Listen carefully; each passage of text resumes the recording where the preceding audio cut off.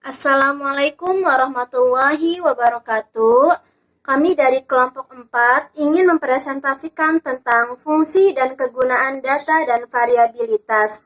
Sebelumnya, izin memperkenalkan diri. Nama saya Nisa Nila Safitri beserta teman-teman saya yang bernama Devi Natasha Fitri dan Wahyuni Bonita Fuiloro. Langsung saja, materi yang pertama yang akan dibacakan oleh saya sendiri. Arti dan kegunaan data.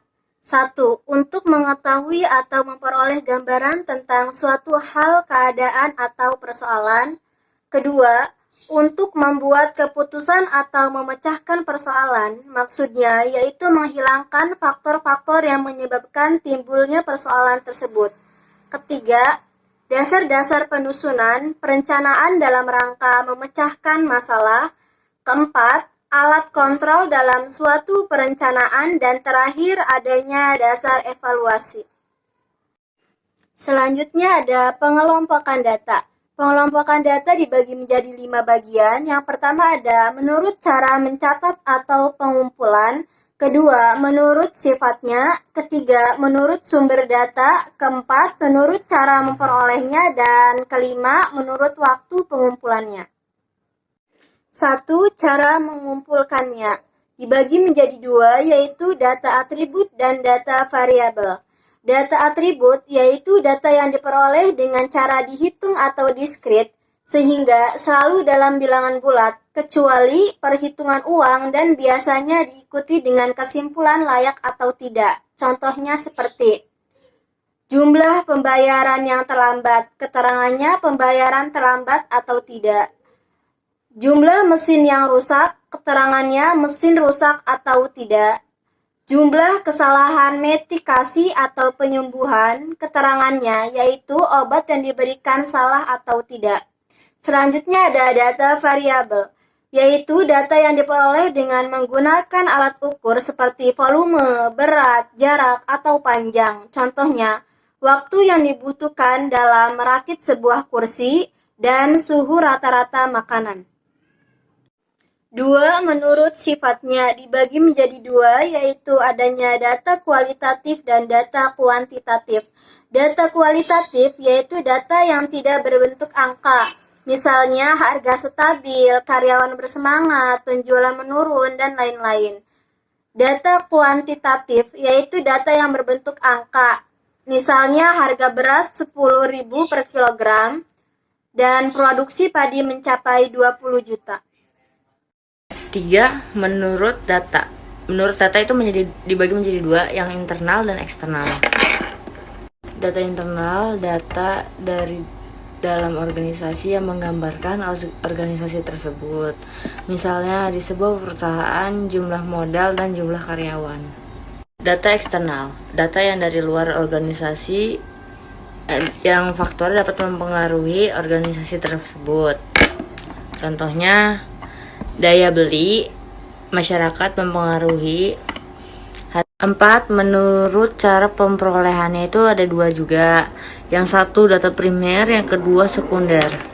Data primer, data menurut kelompok atau perorangan yang menelitinya harus dengan objeknya.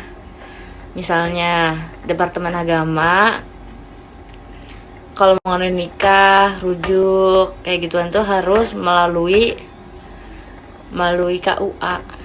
Data sekunder, data yang diperoleh dari hasil yang sudah jadi berupa publikasi. Misalnya suatu perusahaan ingin mengetahui suatu produksi pendapatan nasionalnya itu harus melalui BPS dan data perbankan BI.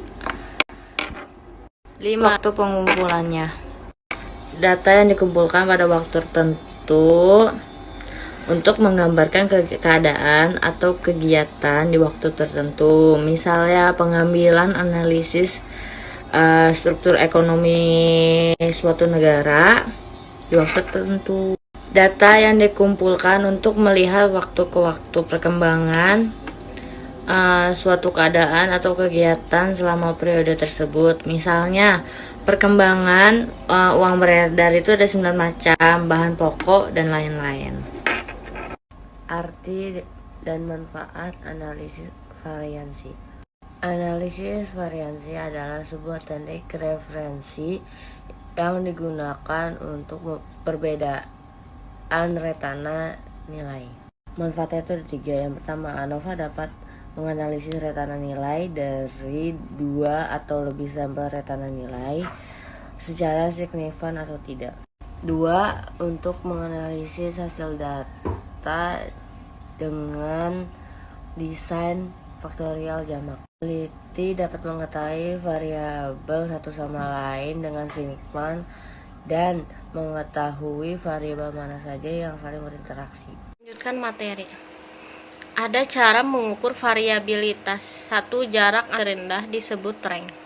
2. Median deviasi adalah mean dari harga mutlak semua deviasi, nilai-nilai individual atau penyimpangan antara nilai individual dengan mean yang ada.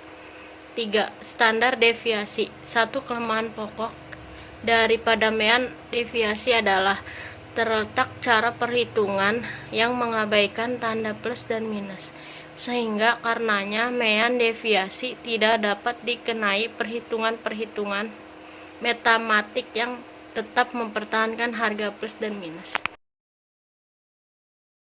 Selanjutnya, piranti untuk data numerik dan verbal. 1. Piranti atau tool data verbal. Data verbal adalah data atau informasi yang disampaikan secara lisan maupun tulisan. Berikut ini adalah piranti yang bisa digunakan: flowchart, brainstorming, cause and effect, diagram atau diagram sebab akibat. Yang terakhir, affinity, diagram tree, diagram atau diagram pohon. Yang kedua, ada piranti atau tool data numerik. Piranti data numerik adalah tool yang digunakan untuk data-data yang berupa angka dan nilai. Berikut ini adalah tool yang bisa digunakan untuk data numerik. Yang pertama, check sheet. Yang kedua, Pareto diagram atau Pareto chart. Yang ketiga, cause effect diagram atau fishbone diagram. Yang kelima, graph atau grafik. Yang keenam, scatter diagram. Yang ketujuh, histogram. Yang terakhir, control chart. Selanjutnya, persyaratan kondisional pengukuran kualitas. Desain pada permulaan program dilakukan pada sistem, melibatkan semua individu yang terlibat dalam proses itu, memunculkan data, harus akurat, perlu komitmen, dan program-program pengukuran dan peningkatan kualitas tidak tumpang tindih. Dan yang terakhir, pengukuran kualitas. Kualitas adalah sesuatu atau apapun yang dibutuhkan dan diinginkan konsumen.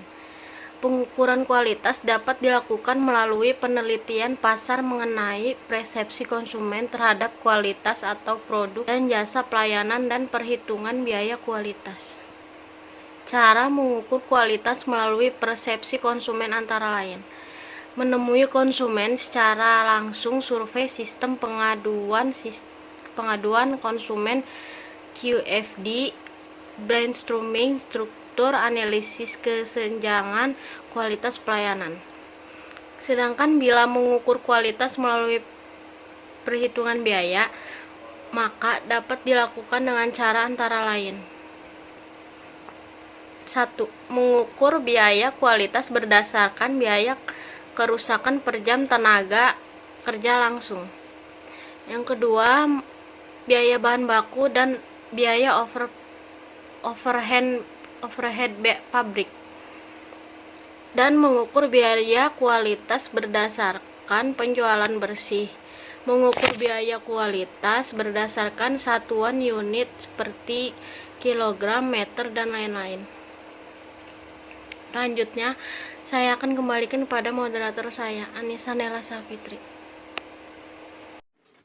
Itu saja yang dapat kami sampaikan. Kurang dan lebihnya kami mohon maaf. Wassalamualaikum warahmatullahi wabarakatuh.